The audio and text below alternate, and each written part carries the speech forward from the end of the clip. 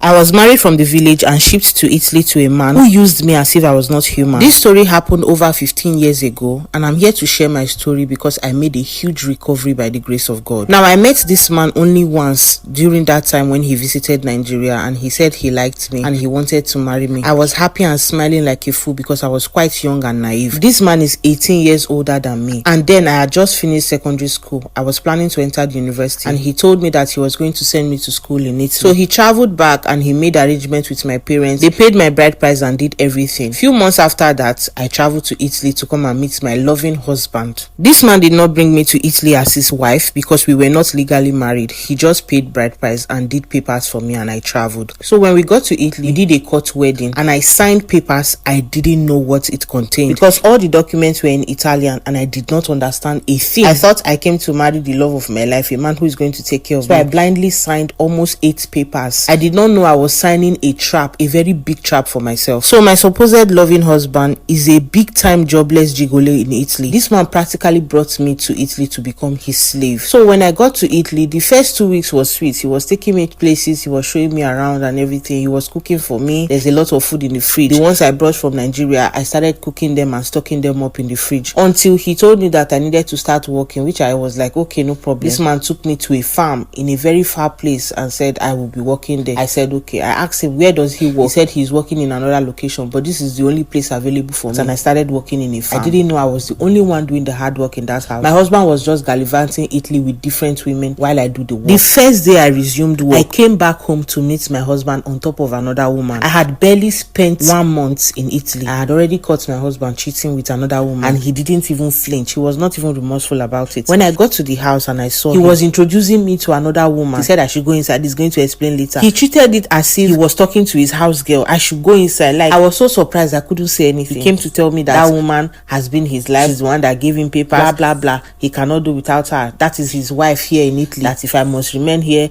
I have to cope with all of this. Why did you bring me if you knew you had a wife? He said they are not legally married, but she's somebody he cannot do without. So anytime she comes here, I should respect her. He was giving me all sort of rules and regulations. So you were sending me out to go and work so you will have the opportunity to do this. Where exactly do you work? He said I shouldn't question him. That was when I knew that I had entered trouble. The next day I got to work. So one lady that we worked together noticed that I was not looking myself. We came from the same state. So she was asking me, what's wrong with you? Are you okay? I said I was fine. I didn't know who to trust. I can't just open my mouth and start talking. So I kept on managing all his nonsense. The woman he introduced to me was not the only one I met him with. I saw him with different other ladies. He will bring ladies, do what he wants to do, and they will pay him money. Hey, I was so surprised to my bones that a man is doing this. I thought it is only for ladies.